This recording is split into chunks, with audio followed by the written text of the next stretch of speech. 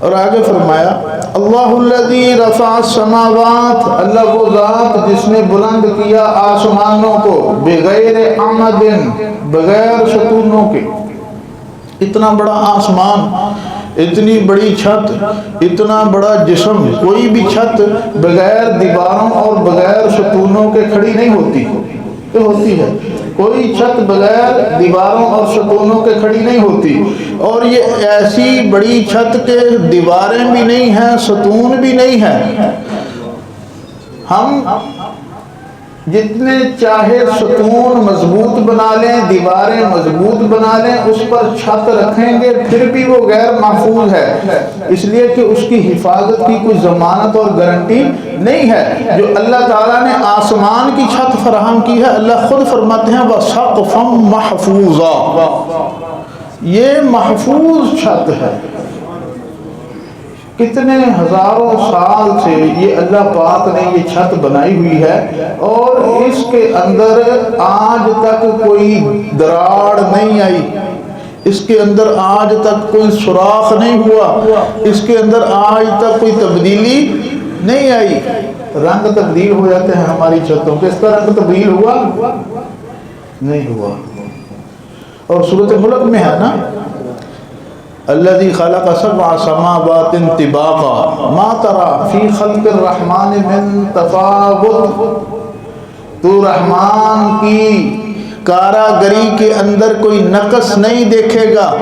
فرجع البصر، دیکھ، اور اللہ فرماتا ثم ارجع البصر کرتین، پھر دیکھ، دوبارہ دیکھ، ینقلب الیک البصر خاسئا وہو حسیر، تیری نظر تھک کر واپس تیری طرف لوٹ آئے گی، لیکن تو اللہ کی کاراگری میں کوئی نقص، کوئی کمی نہیں نکال سکتا۔ ایسی خوبصورت چھت، ایسی محفوظ چھت، اور بغیر ستونوں کے چھت، بغیر دیواروں کے چھت، یہ کس نے قائم کی؟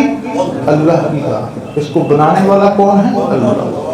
اور 7 آسمانوں کا ذکر ہے، اور زمین، حدیث میں 7 زمینوں کا بھی ذکر ہے، اور قرآن میں بھی ہے والارض جمیعا، تمام زمینیں، یعنی اس سے پتہ چلا کہ زمینوں کی تعداد بھی اس سے زیادہ ہے۔ بغیر عامد ترونہا ثم استوى علی العرش، پھر وہ مستوی ہوا، جلوہ گر ہوا عرش پر، اللہ کی ذات پھر جلوہ گر ہوئی عرش پر۔ اب دیکھیں، یہ ایک عقیدے کی بات آ جاتی ہے، حدیث میں آتا ہے، قرآن میں بھی آتا ہے، اللہ سنتا بھی ہے، اللہ دیکھتا بھی ہے، اللہ ندا بھی کرتا ہے، بلاتا بھی ہے، آواز بھی دیتا ہے، اے میرے بندے تم ایک قدم چلو، حدیث میں آتا ہے میں دوڑ کر آتا ہوں، اللہ دوڑتا بھی ہے، ید اللہ ہے، اللہ کا ہاتھ بھی ہے، الی الساق، اللہ کی پنڈلی بھی ہے۔ تو یہ ساری صفات جو ہیں، یہ ساری چیزیں جو ہیں، سننا، دیکھنا، بولنا، بلانا، پنڈلی کا ہونا، ہاتھ کا ہونا، یہ تو انسانی صفات ہیں، تو اللہ تعالیٰ کے اندر بھی یہ صفات ہیں۔ ہم سب کا متفقہ اہل سنت والجماعت کا نظریہ اور عقیدہ یہ ہے کہ اللہ کی ذات جو ہے وہ جسم سے پاک ہے، اللہ کی ذات جسم سے پاک ہے، وہ نہ عرض ہے، نہ جوہر ہے، نہ اس کا کوئی شریک ہے، نہ اس کی کوئی مثال ہے، اس کی کوئی مثال بھی نہیں ہے۔ جس طرح اس کی ذات میں کوئی شریک نہیں ہے، اس کی صفات میں بھی کوئی شریک نہیں ہے۔ اب وہ اپنی صفات میں، جس طرح ہمیں اس کی ذات کی حقیقت کا ادراک نہیں ہے، اس کی صفات کی حقیقت کا ادراک بھی ہمیں نہیں ہے۔ اس کی ذات اور صفات اس کی شایع نشاں ہیں۔ ہم یہ نہیں قیاس کر سکتے جیسے میرا ہاتھ ہے ایسی اللہ کا ہاتھ، جیسے میری پنڈلی ہے معاذ اللہ ایسی اللہ کی پنڈلی، ایسی بات ہے نہیں ہے۔ جیسے میں دیکھتا ہوں اللہ بھی دیکھتا ہے، جیسے میں سنتا ہوں وہ سمیع ہر وقت سنتا ہے، وہ بصیر ہر وقت ہر جگہ دیکھتا ہے۔ وہ تو ایسی یاد کہ جس کے اوپر نہ نیند تو کیا اس کو اونگ بھی نہیں آتی، لا تاخذہ سنۃ ولا نوم، وہ قادر مطلق ذات۔ تو ہمارا اس میں عقیدہ اور نظریہ کیا ہوگا کہ اللہ کی ذات جہات سے، جہتوں سے، دائیں بائیں ادھر ادھر، یہ تو ایک جسم ہوگا تو اس کی کوئی چیز دائیں ہوگی، کوئی بائیں ہوگی، کوئی آگے ہوگی، پیچھے ہوگی۔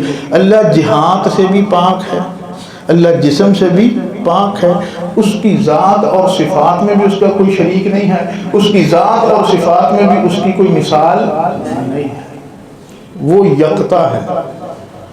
ثم استوى، پھر عرش پر جلوہ گر ہوا، یہی کہ تخت سلطنت اس پر جلوہ گر ہوا۔ قرآن میں یہ آیت، یہ لفظ جو ہے استوى علی العرش 6 مرتبہ آیا ہے، اور اس کی حقیقت کیا ہے کہ وہ عرش پر جلوہ گر ہوا وہ جانتا ہے۔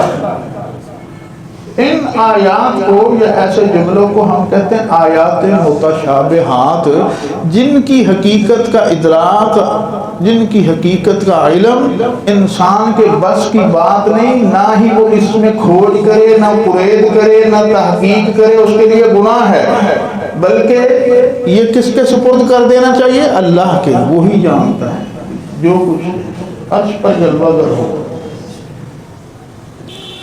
وَسَخَّرَ الشَّمْسَ وَالْقَمَرَ، پھر اس نے کام پر لگا دیا سورج کو اور چاند کو،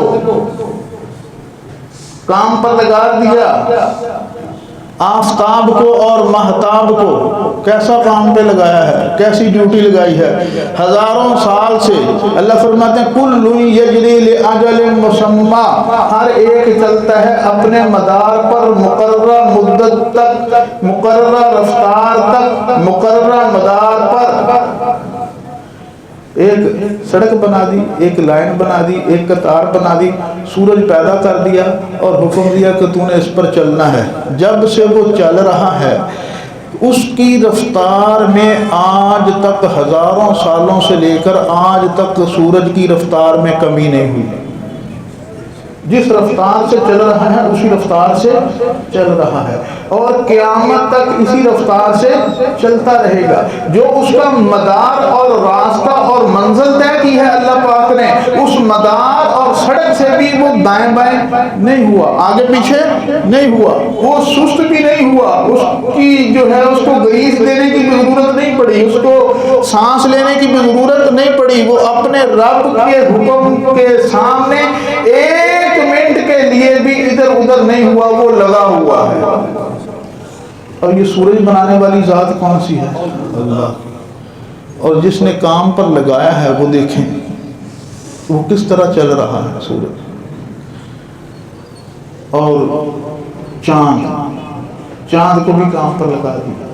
سورج اپنے مدار، اپنا جو منزل ہے یہ 1 سال میں پوری کرتا ہے، 360 یا 365 دنوں میں یہ اپنا مدار پورا کر لیتا ہے۔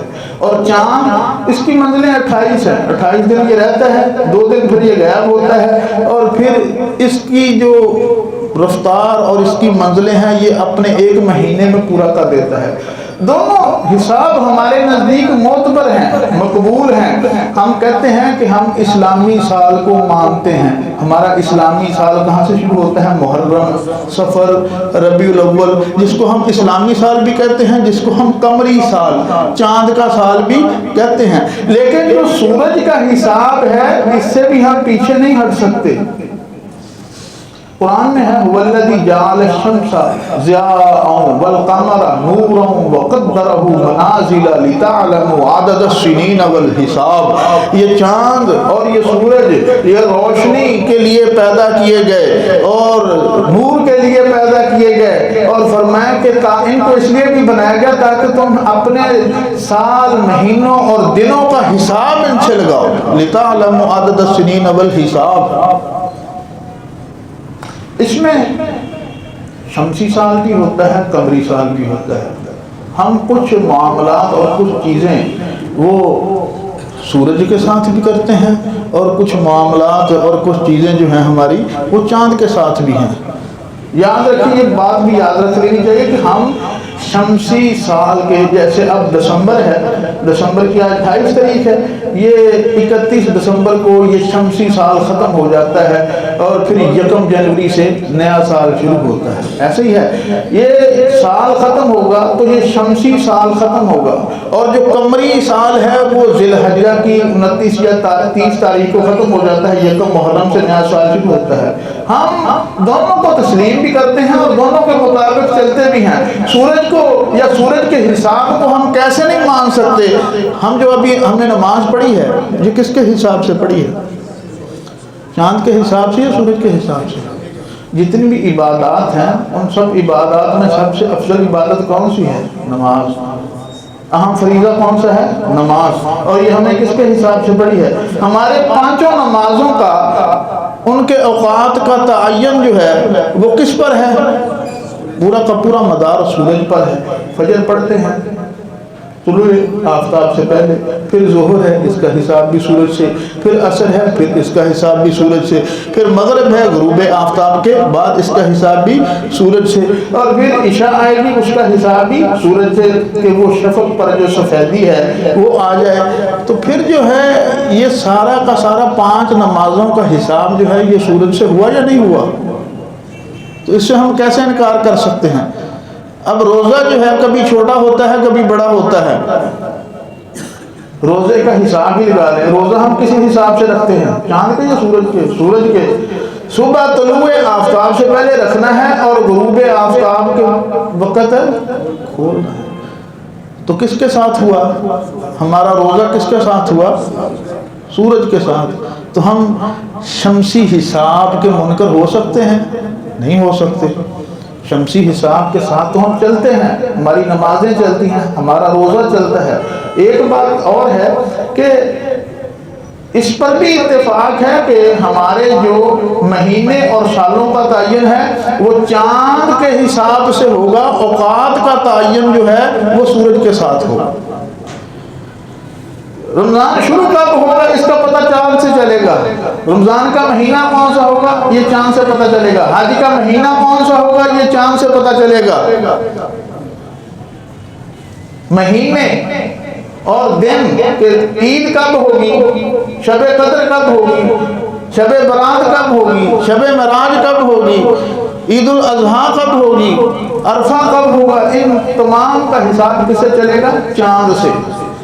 مہینوں کا اور دنوں کا اور سالوں کا حساب یہ چاند سے چلے گا، لیکن اوقات کا حساب مثلا یہ تو چاند سے پتہ چلے گا کہ حج کب شروع ہو رہا ہے، حج کے مہینے.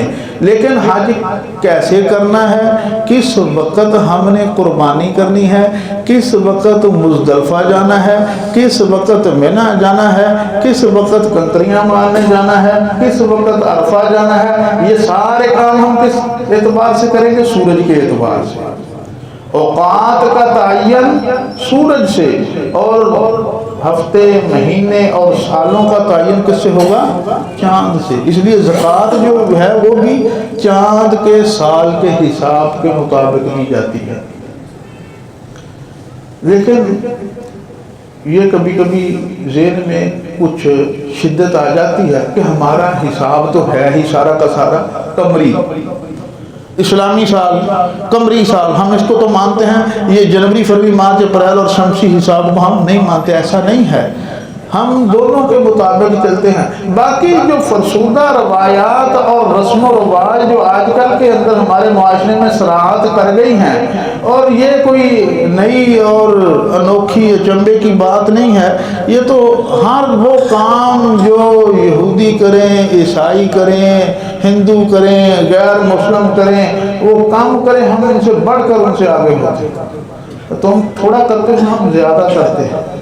تم کم کوشش کرتے ہو. ابھی تھوڑی دیر پہلے میں ایک خبر دیکھ رہا تھا کہ کراچی کے اندر ایک بہت بڑے کسی ہوٹل کے اندر کپل ایئر نائٹ کا انتظام کیا گیا. 31 دسمبر کو نیو ایئر نائٹ مناتے ہیں سال کے اختتام پر.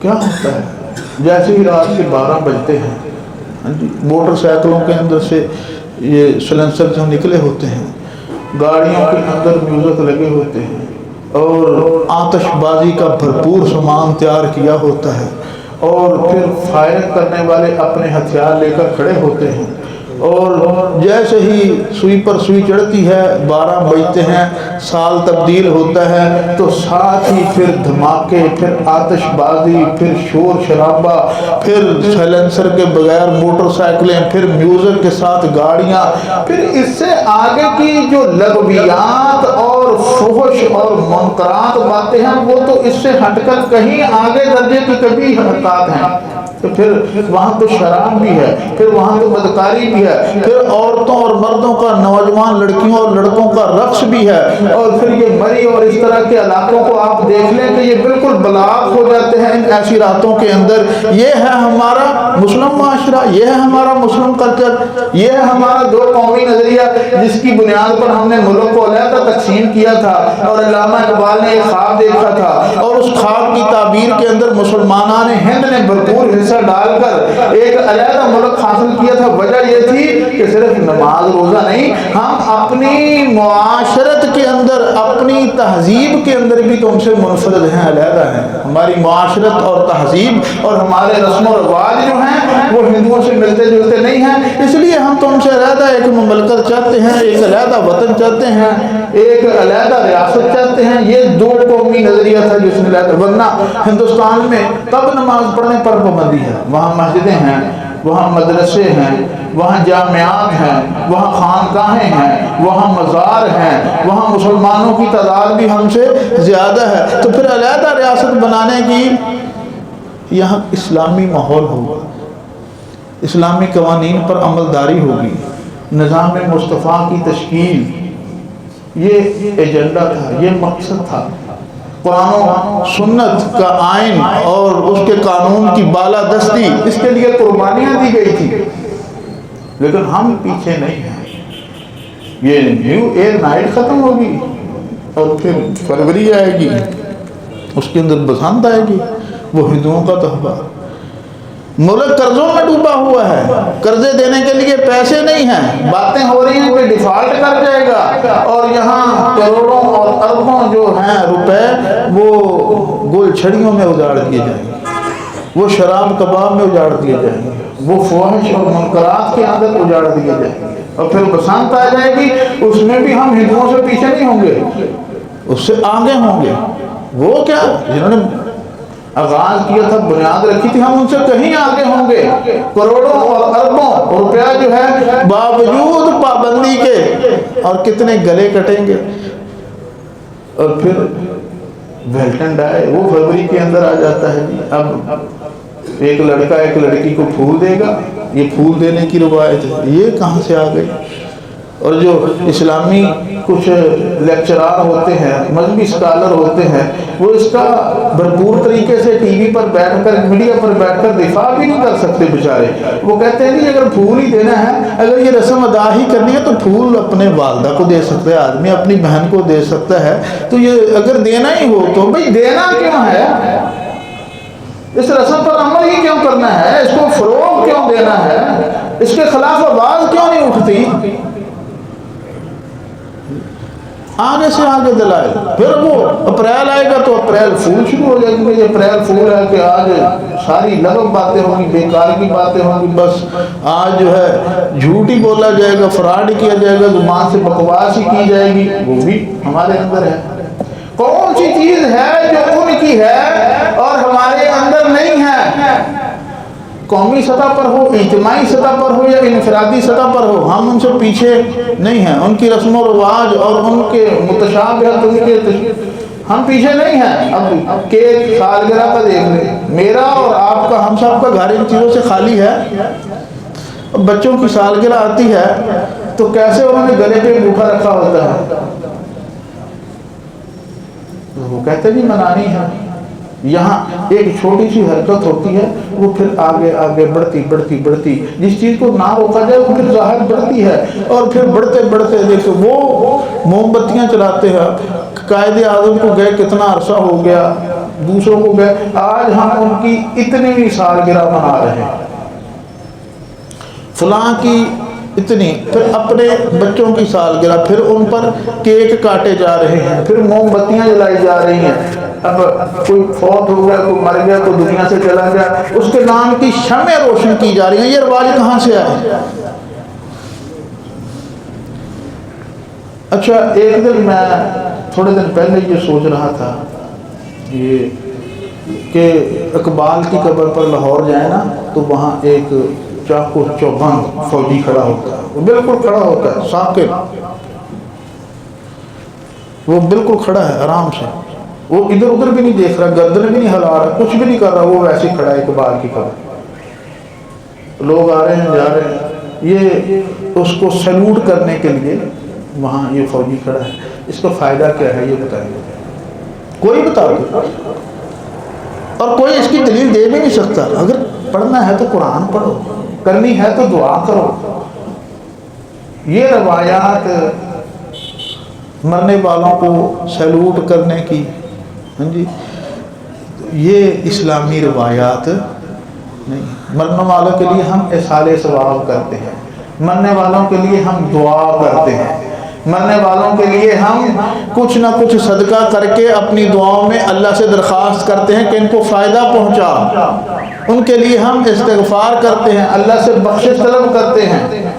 اور یہاں معاشرہ، یہاں کے رسم و رواج، میں نے کہا جیسے نبی اکرم صلی اللہ علیہ وسلم نے فرمایا تھا ان کے 72 فرقے ہوئے، اس کے 73 ہوں گے، اور پیچھے یہ نہیں رہیں گے، یہ میری امت کے لوگ پیچھے نہیں رہیں گے، بلکہ حذف النعل بالنعل، جیسے دونوں جوتے ایک جیسے ہوتے ہیں، دونوں اس طرح یہ میری امت بھی ان کے پیچھے اسی طرح چلے گی، یہاں تک کہ اگر اس قوم کے لوگوں نے، پہلی امتوں کے لوگوں نے اگر اپنی ماں سے بدکاری کی ہوگی تو یہ بھی اپنی ماں سے بدکاری کریں گے،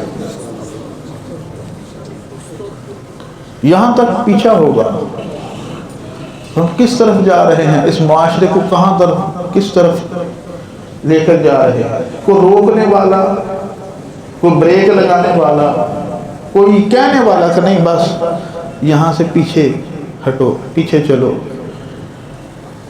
ان رسموں سے نکلو، بجائے اس کے کہ اس کی جواز کی تعویلات پیش کرتے ہو، کچھ نہ کچھ مجبوریاں، زبردستیاں اور پتہ نہیں کون سے مفادات کی وجہ سے جواز جائز ہونے کی باتیں کرتے ہو، تو ویسے ہی انکار کر دو نا، کیوں بتکلف؟ ایسے فتوے اب آ رہے ہیں نا کہ ان کو مبارکباد دینا، یہ کرسمس کی یہ مبارکباد دینا یہ درست ہے، یہ جائز ہے۔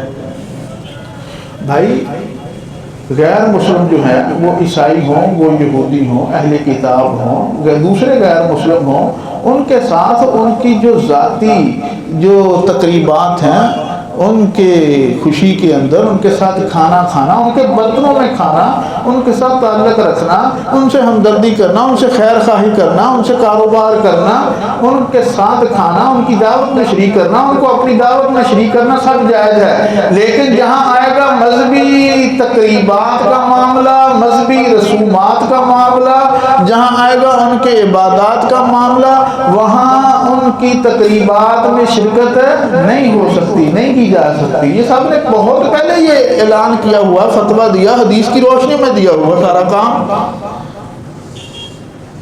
اب پتہ نہیں کون سی مجبوری ہے کہ اب یہ بھی بات ہو رہی ہے کہ مبارکباد بھی دے دینی چاہیے، کوئی بات نہیں، ان کی مذہبی تقریبات میں بھی بین الاقوامی ہم آہنگی کے پیش نظر الفاظ بڑے خوبصورت گھڑتے ہیں۔ اصل یہ ہے کہ جس طرف وہ پانی کا رخ بہ رہا ہے نا، وہ تنکے اور ارد گرد کی چیزیں وہ ساری ساتھ اپنے بہا کے لیے جاتا ہے، تو ہم بھی جس طرف ہوا کا رخ ہوتا ہے یا پانی کا رخ ہوتا ہے، حالات کا رخ ہوتا ہے، ہم بھی اسی کے ساتھ بہتے چلے جاتے ہیں۔ روکنے والا، کلمہ حق کہنے والا، بات کرنے والا کوئی گروہ، کوئی طبقہ مضبوطی کے ساتھ، اپنی مضبوط اور بلند آواز کے ساتھ آگے بڑھ کے روکنے کی کوشش نہیں کرتا، اور جو کرتے ہیں، اور ایسے لوگ علماء حق موجود ہیں، تو ہم ان کی قدر نہیں کرتے، ہمارے لیے ان کے دلوں کے لیے احترام نہیں ہے، ہم ان کو شدت پسند کہتے ہیں، ہم ان کو متعصب کہتے ہیں۔ اس لیے جو قرآن کا نظام ہے نا، سورج اور چاند کا بات یہاں سے نکلی تھی، کل یجری لاجل مسمى، ان میں سے ہر ایک چلتا ہے۔ سورۃ یاسین میں والشمس تجری لمستقر لها، سورج اپنے مستقر پر چلتا ہے، ذالک تقدیر العزیز العلیم والقمر قدرناہ منازل حتی عاد کالعرجون القدیم. چاند کی بھی منزلیں ہیں، وہ بھی کھجور کی سوکھی ٹہنی کی طرح آخر میں جا کر ہو جاتا ہے. للشمس ينبغي، سورج کے لیے یہ مناسب نہیں، ہو ہی نہیں سکتا کہ وہ چاند کو پکڑ لے، نہ رات دن پر غالب آ سکتی ہے. یہ نظام کس کا بنایا ہوا ہے؟ سورج روزانہ مشرق سے نکلتا ہے، ہر روز اپنی منزل بدلتا ہے. 360 منزلیں، اسی کی وجہ سے دن چھوٹے ہوتے رہتے ہیں، پھر کبھی بڑے ہوتے رہتے ہیں، راتیں کبھی بڑی ہوتی رہتی ہیں، کبھی چھوٹی ہوتی رہتی ہیں. تو اسی سورج کے مشرق سے نکلنے پر ایک مرتبہ حضرت ابراہیم علیہ السلام جب نمرود کے دربار میں تھے اور نمرود اپنی خدائی کا دعوے دار تھا، نمرود سے بات چیت ہو رہی تھی، تو حضرت ابراہیم نے دلیل دی کہ میرا اللہ وہ ہے جو زندہ بھی کرتا ہے اور موت بھی دیتا ہے. اس نے ایک قیدی کو بلایا اور کہا کہ میں بھی اس کو سزائے موت تھی، اس کو چھوڑ دیا، اور جو بے گناہ تھا اس کو مار دی، کہتا میں بھی آنا احیی و امید. حضرت ابراہیم کہتے ہیں ان اللہ یاتی بالشمس من المشرق، میرا رب وہ ہے جو سورج کو مشرق سے نکالتا ہے. فاتی بہا من المغرب، اگر تو رب ہے تو سورج کو مغرب سے نکال کے دکھا. فبہت الذی کفر، اور پھر وہاں کیا ہو گیا؟ وہ نمرود مبہوت ہو گیا، ششدر ہے، لاجواب ہو گیا. ہاں اگر وہ کہہ دیتا نمرود ابراہیم کو، یہ بھی حدیث میں ہے کہ چلو میں تو نہیں نکال سکتا، تو اپنے رب کو کہہ کہ وہ سورج کو مغرب سے نکالے، تو اللہ اسی وقت سورج کو مغرب سے نکال دیتا. قادر کون ہے؟ بنانے والا کون ہے؟ اللہ. اور یہ یاد رکھیں کہ نبی اکرم صلی اللہ علیہ وسلم کی حدیث ہے، جہاں علامات قیامت کا ذکر ہے وہاں بڑی علامات میں ایک یہ بھی ہے کہ سورج مغرب سے نکلے گا. جب اس وقت سورج مغرب سے نکلے گا پھر کسی کا ایمان لانا اس کو نفع نہیں دے گا، پھر اس کا اچھا عمل اس کو نفع نہیں دے گا، پھر